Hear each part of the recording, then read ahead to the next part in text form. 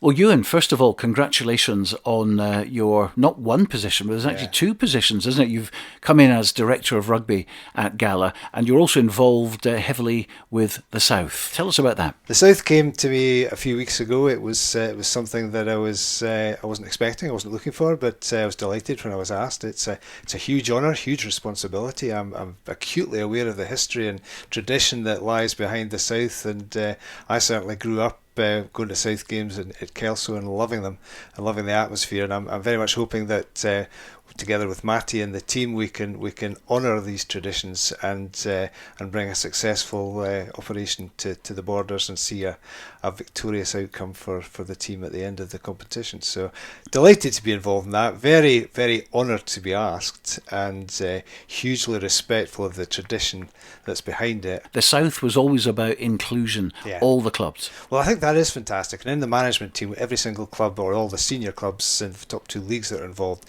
have a representative. That's going to be really important when it comes to selection, I think, to make sure that everybody knows that they've had a fair shot. And we'll be particularly careful about that. Matty is all over that in terms of his own mind just now. He's exceptionally keen to do well. He's very focused on working hard, and really now that Hoyk have the championship out of the way, what a fantastic result that was. Now that they've got that out of the way, very keen to move on, get things organised, get a team selected, start to have some squad sessions and make real progress. And I think it's very important for the South and for the buy-in that we're looking for, or what I don't think we have to request it. We want to naturally enthuse people to be involved, and I think the fact that the various clubs within the region are all represented, every single one of the ones which are likely to be involved, I think that's really important. And it's certainly highly desirable in terms of making sure that we get the right mix of players set up as quickly as possible. It's a slight difference to last time, isn't it? Because the East Lothian are involved, which means Musselburgh come into play, presumably Lastway and a few other clubs as well.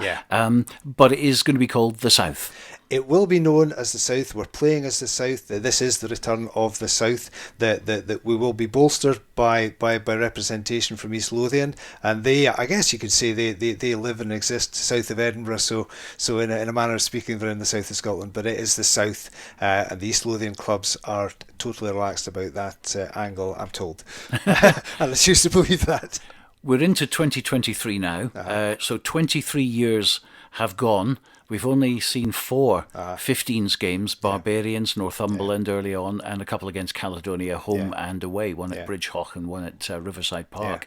Bruce McNeil, actually, the only player that played in all 4 of them. And I suppose he's eyeing up a 5th as well, which will be good. But talking about the actual inter-district championship, everybody wants it in the South, no doubt about that. There was this thing about, is this the right time for it to happen, May and June? And it was kind of like a fait accompli, I suppose, from the SRU. It's like, yes, you want it back, prove it, but here are the dates, which, were a bit difficult because obviously the sevens. But in the future, hopefully, it's going to be like a January, February, isn't it? Sure. Yeah, well, you're absolutely right. This was something that was pretty much a fait accompli when it came to the South. And the dates are not ideal, but there's no point in us dwelling on that. I think that we need to be positive, embrace it really strongly. You're quite right, it will move to different dates going forward. We will do our absolute best with this arrangement that's in place, and then in the future it will hopefully move to a time that's more conducive to the fixture list, and also I guess to player fitness as well, because it's quite a challenge to think that the guys are going to be able to keep themselves fit for 2 months after particularly the Premiership finishes. So it will change in terms of its shape, I'm quite sure. I think that the 4 districts want to deliver a successful championship. We want to make it interesting for spectators. We'd love to see good numbers turn up. I very much hope that people will come out and support us. We can't demand that in any sense at all, but what we can do is we can promise all of our effort, the really, really hard work from the coaches and the team to provide the best possible outcome for the South, and it would be fantastic if people do feel that they're able to come out and support us. A Tuesday night for the first game, I don't think that's impossible for people. There's not a huge amount of competition for it, but long term, into the season, more into the regular season, and that's going to lead up to club internationals as well. So it gives a fantastic platform for players who are maybe just below the semi-pro level to show what they can do and probably, or possibly certainly, progress in their careers, or indeed reach the top point that maybe is appropriate for certain players as well. So lots for players to look forward to. It is what it is for this year. We'll embrace it, we'll do our best with it, but we know that the likelihood is that in terms of being player and club friendly, it will improve. So we've got to be confident about that. Well, I think there's certainly an appetite for it. And of course, there's always been issues with when Border Reivers were here. The Borderers didn't feel really that it was their team. It was run by SRU. Similarly with the Southern Knights, I suppose people would argue about it's a Melrose team. And no matter how much they want it to be a Borders team, there's always this in the back of people's minds. The other thing I think as well, which is really important, is getting the venue right so that it can be taken round the grounds, and all of a sudden the South becomes a South team. And that's what's been missing. That was an early thought when this appeared on my radar, was that I was given it as a fait accompli that we were going to be playing at Netherdale, which I think is absolutely fine. The South have played some fantastic opponents in Netherdale. The day my daughter was born, they were playing the All Blacks, so that's not that long ago. I was very conscious of the situation regarding the wish for others to see the South play on their ground, but the bottom line is that in this first game we are playing at the TD1 postcode, but it is the South. It's the southern soil. It is the Borders. We are at home, and I think that it would be fantastic if people can accept that this is not a home game for Gala. This is a home game for the South that just happens to be played in Gala. Yes, it would be fantastic to be playing around the other grounds. I well remember from my youth the fantastic atmosphere that used to exist at Poinder Park when the South were playing the other districts, and the steam was rising out the forwards pack as they went down to scrum. These were fantastic atmospheric days. It would be wonderful to get the best version of that back that we possibly can. And I think this link to pro rugby or semi-pro rugby as well is really important, because in the past it was kind of like, is it Southern Knights or is it going to be the South? It's one or the other. But now we've kind of got a stepping stone in between Southern Knights and the club. And there's a lot of club players who want to play for their district as their peak thing. They've got no interest in going pro. They just want to play club rugby with their mates, etc. But at the highest level they can possibly be. And this gives that opportunity. Yeah, absolutely. There are players whose ambitions don't lie beyond that. I think that it is a high ambition to have. It's a step up from club rugby. I know that, I don't know, but I'm fairly sure that Alan Tate will be watching it in terms of his desire to fill the Southern Knights team from the border clubs, which I think is laudable, and it gives the guys something to aim at. It's we have in this region lots of people who, for very good reasons, won't want to go any further than the clubs. The clubs are their recreation, it's their sport, it's the level they want to play at. We, for instance, have farmers whose first priority is always going to be the harvest or the lambing season, or getting the various stock through to fruition. They will have their priorities, and these priorities are to be respected. This will be the top level that they will be aiming for. And I'm quite excited about one or two of the players who are going to come through at that level.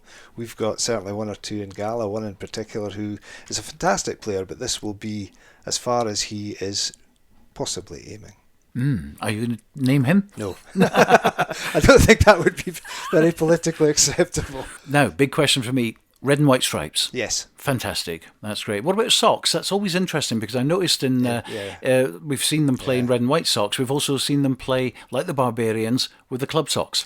I think there's a discussion to be had there, because in my mind the tradition is the red socks, so the complete strip, and it looks very smart. And I think that how you look on a pitch does matter. It always did to me as a player. I'm told that it has always been that we play in club socks, Barbarian style, and certainly the recent times that's been the way it is. So as things stand, it will definitely be club socks, but I still think that there's a discussion to be had there. I'm a fan of certain aspects of tradition, and we'll see how many other fans there are of that as we progress things through. Well, we certainly look forward to that. So that's the South coming up in May. We're all very excited about that. Yeah. But let's change now, because you have been announced today as the Director of Rugby of Gala. Yeah. And there's a lot of people who do know you, but there's quite a few that don't. So give us a little bit of a background on who is Ewen Swinton. Well, I was very humbled when I was asked to be the director of rugby at Gala. I simply am what I am. I'm a Borders man, born and bred. As I said to you earlier, I appeared at Kelso Cottage Hospital directly after John Jeffrey. So I'm not a son of the soil, but I'm certainly a son of Kelso. I was brought up in Kelso, lived there for 20 years, married Morag, and moved to Gala in 1987. And since then, I've been living in Gala. I was a bank manager with the Royal Bank up to the point that I left there. Had a very happy spell as bursar at St Mary's School in Melrose. Did a couple of things after that, and then spent 7 years, very fulfilled years, as the bursar of Austin Friars in Carlisle, which is the only Augustinian school in Britain. It's a very interesting place if you're interested. And I have two kids, Greg and Katrina. Katrina is approaching 30. She won't thank me for saying that. Greg is just over, and we have a West Highland Terrier, Maisie, who keeps me very busy. That's the synopsis. If there's anything else, you. Fantastic. Well, what about the rugby side? Because you've obviously been involved with Gala youngsters. Yep. I did the standard border thing as a kid. I played at school. I played for Kelso Harlequins, and I played the junior 15s at Kelso for the most part. And since I came up to Gala, after my kids were born, I wasn't involved in the few years that Greg was a toddler, but when he reached 7, I started to work with the minis in Gala and worked my way through. Had a fair bit of involvement with the school when the teachers were a wee bit reluctant at a period of time. I worked with Ian Miller, who's fairly well known to a lot of people, and we were fortunate to have a couple of crops of lads who we took to Murrayfield for Scottish Schools Cup finals, which were great experiences, particularly for ourselves in the second game, as we both had sons playing. I was involved with Gala Red Triangle for a period of time, and stayed on beyond Greg's playing career. Then I had a lull again, where I was always interested and always around, but not actively involved. And then a couple of years ago, I started to become involved. Time became available after I retired in 2019. I started becoming involved in Gala, and Bill Noble asked me if I would take on the second team at Gala, which I was happy to do, and it's just progressed rather quickly to this point. So when did you actually know that you were going to be involved as Director of Rugby? It was about 2 weeks ago. Right. I got. How did it come about? I was trapped in an office and the door was locked, basically. The usual Galloway. No, it was two guys who I've got an awful lot of time for, Gary Isaac and Sigler Patterson. We were chatting at one point, and they brought it up. It wasn't something that was on my radar particularly.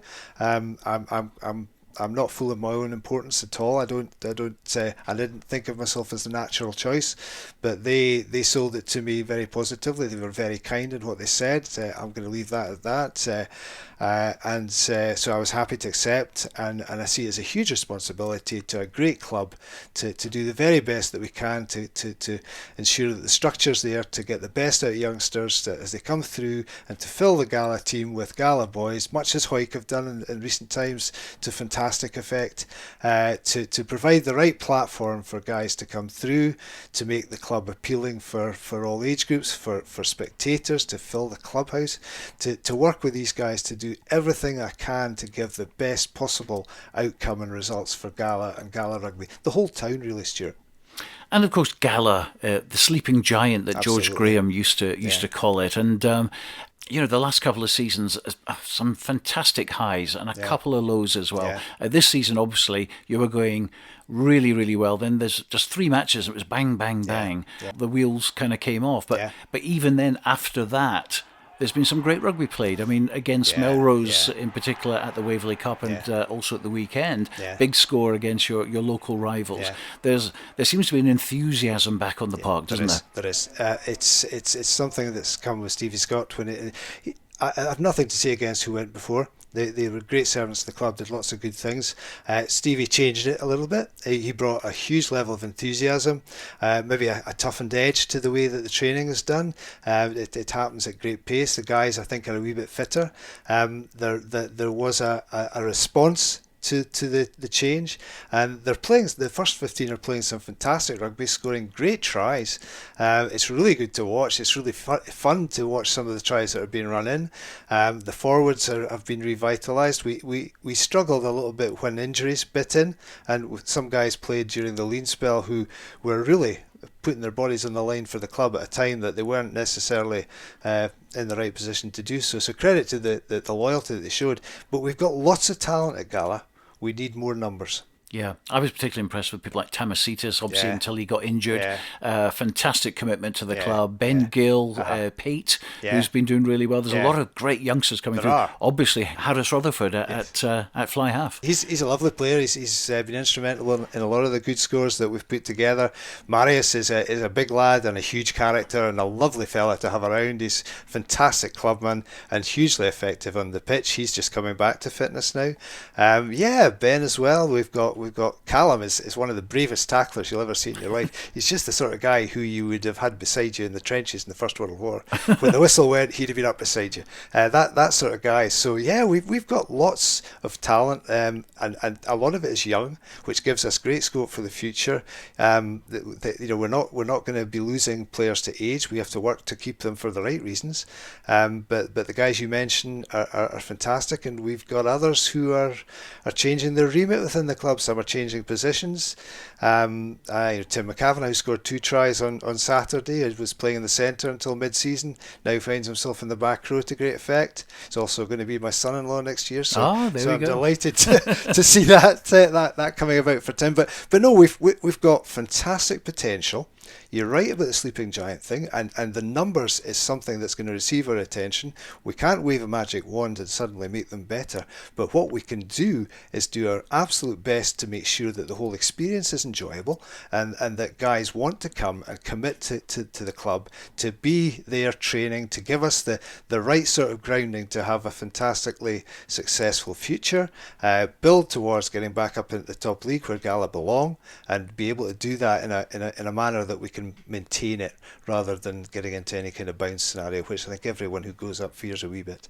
So lots to look forward to, Stuart. And at the moment it's Craig Dodds and it's Ewen Dodds who are doing a fantastic job. There's no doubt about that. Great players still, lots of commitment, and obviously looking towards their coaching careers as well in the future. What will happen next season in terms of the setup? Is that something that's going to be sort of announced later on, or? It's not sitting unannounced, Stuart. It's a work in progress. Craig and Ewan have done a fantastic job. Ewan is just the most enthusiastic character. He speaks so well, and Craig, obviously, with his involvement with the SRU as kicking coach, and he's learning a lot about that line of things. So I think that we can look around ourselves and see who's doing well, who's having fun with their rugby, who's been successful. And you look at Hoyk, obviously, and you look at Kelso, and you see a lot of local involvement. So I'm not speaking out of turn because we simply haven't got the coaching team in place yet. But there's a lot to be said for local involvement, and I think that the sleeping giant thing is a really relevant point because we have such history here. We have so many people who understand and know the game, and I think that there are others to come, not quite out of the woodwork, but back into the body of the kirk and get involved and give their experience back to the game. So we would like to have a team of coaches who can help each other. We are an amateur side. We strive to be amongst the top amateur sides in the country. But at the same time, you've got to recognise that, for instance, Ewen Dodds is involved in shift work, so it's difficult at times for him to make training. So we would like to have a setup whereby there is backup and it's always there, and that the players always feel supported when they are coming down to training, and that they're having a good experience there, and that then helps to build the strength of the club. But I would say our ambition would be to find somebody, the right person to lead that, whoever that might be, fairly quickly. Certainly having active attention, and have a good squad of guys to support him and make the whole experience as enjoyable for everybody as it possibly can be.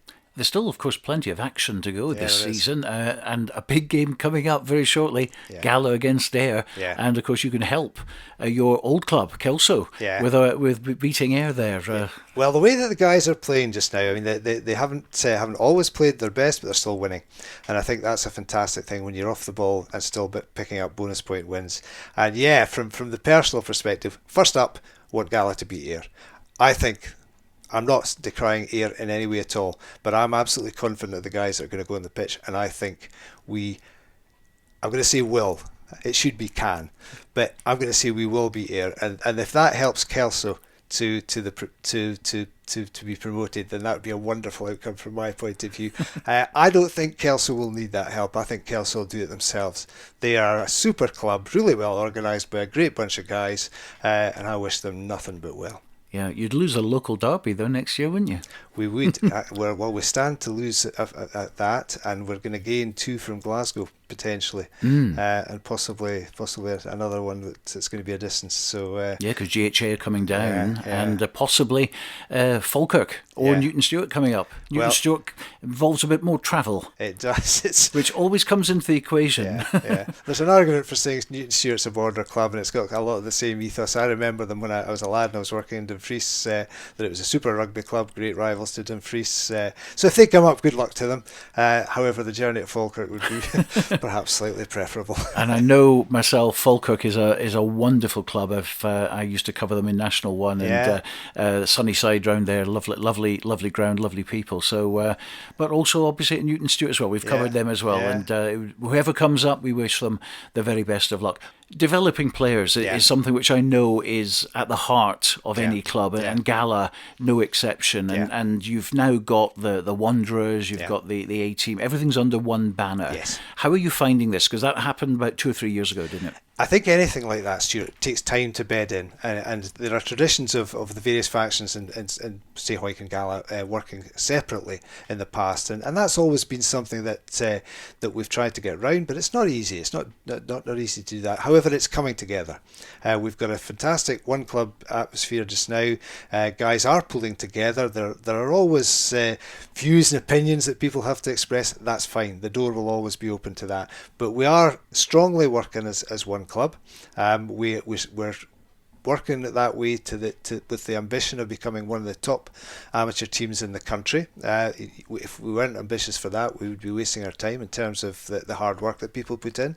We have 12 players coming up from the Wanderers to the senior club over the summer period, and we're working together with Mark McCreef and his team at the Wanderers to make that as smooth a process as we possibly can for them. And there are other lads coming up through the Red Triangle and even from the academy who are giving us lots of optimism for the future, and it is really important that we make them feel actively part of the club, that staying at Gala and being involved and ambitious about Gala is an ambition that they will have, and that they are wee boys who want to pull on the maroon jersey and run out into Netherdale whilst other wee boys cheer them on. That's the stuff of the dreams that we want to create for the young boys coming up, and we will give it our absolute best.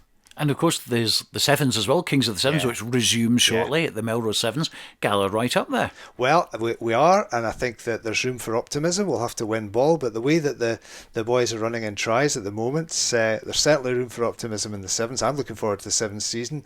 It's a huge part of the Borders. I'd love to see bigger crowds. I think we all would, attending the Sevens, but from our perspective, I think there's every reason to be optimistic. Never cocky. You have to go into these things thinking you can win. I think you have to go in thinking you will win, and we will be giving it our best shot. Confident, Stuart, not cocky, but definitely confident. Fantastic. Well, we certainly feel that Gala's in very good hands with you as Director of Rugby. We certainly wish you the very best of luck, and the club, of course, and we'll no doubt bump into you later on this season. I'm sure. Thank you very much.